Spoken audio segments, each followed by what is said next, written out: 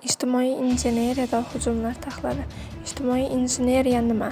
Ijtimoiy injeneriya bu insonlarni aldash orqali maxfiy ma'lumotlar, kirish huquqlari yoki shaxsiy ma'lumotlarni olish uchun psixologik manipulyatsiyadan foydalanilgan, nafaqat kompyuter tizimlariga, balki insonlarga ham qaratilgan xavfli hujum turi hisoblanadi. U texnik xavfsizlik zaifliklarini emas, balki inson tabiati va ishonch xususiyatlaridan foydalanadi. Ushbu usul asosan ishonch, muhtojlik va mualliflik kabi inson tabiati tendensiyalariga tayanadi. Hujumchilar odatda o'zlarini ishonchli manba, xodim yoki yordam beruvchi sifatida tasvirlaydi va qurbon harakatiga undaydi. Asosiy xususiyatlari inson omiliga qaratilgan psixologik manipulyatsiya, texnik zaifliklarni emas, balki ishonchni ishlatadi. Ko'pincha ongli ravishda amalga oshiriladi. Eng keng tarqalgan ijtimoiy injeneriya hujumlari turlari. Ijtimoiy injeneriya hujumlari bir nechta asosiy toifalarga bo'linadi. Har biri o'ziga xos usul va maqsadga ega.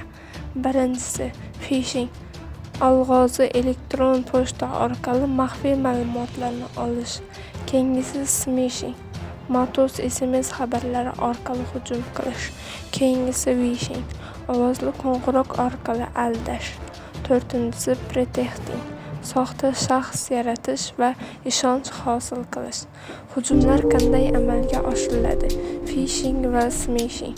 Phishing hujumlari bu eng keng tarqalgan ijtimoiy injeneriya usuli bo'lib, alg'ozi elektron pochta xabarlari orqali amalga oshiriladi. Hujumchilar ishonchli tashkilot, bank yoki xizmat ko'rinishini qo'llaydilar va qurbonni shaxsiy ma'lumotlarini kiritishga undaydilar. Tipping phishing xabar hisobingiz bloklandi yoki shubhali faoliyat aniqlandi kabi urg'u xabarlarni o'z ichiga oladi va darhol harakat qilishni talab qiladi. Smishing hujumlari esa bu phishing mobil varianti bo'lib, SMS xabarlari orqali amalga oshiriladi. Bu usul yanada samarali, chunki ko'pchilik odamlar mobil telefonlar bilan doimiy bog'liq va xabarlar tezda ko'riladi. Smishing xabarlari ko'pincha siz yutuqni yutdingiz yoki hisobingiz tekshirilmoqda kabi mazmunli bo'ladi va qurbonni maxsus havola orqali kirishga undaydi. Hujumlar qanday amalga oshiriladi? Vishing va pretexting. Vishing hujumlari bu ovozli qo'ng'iroq orqali amalga oshiriladigan hujum turi. Hujumchilar odatda bank xodimi, texnik yordam yoki boshqa ishonchli manba sifatida o'zlarini namoyon etadilar. Ularga urg'u yoki xavotir hissini uyg'otishadi va qurbonni darhol ma'lumotlarni taqdim etishga majbur qilishadi. Ovozli muloqot insonlar uchun yozma xabarlar bilan solishtirganda ko'proq ishonch hosil qiladi. Pretexting hujumlari. Pretexting hujumlari bu soxta shaxs yaratish va ma'lum bir kontekst yoki pretext yaratish orqali ishonch hosil qilish usulidir. Hujumchi uzoq vaqt davomida ishonchli shaxs rolini o'ynaydi. Bu usul ko'pincha ko'p bosqichli bo'lib, birinchi bosqichida kichik ma'lumotlar olinadi.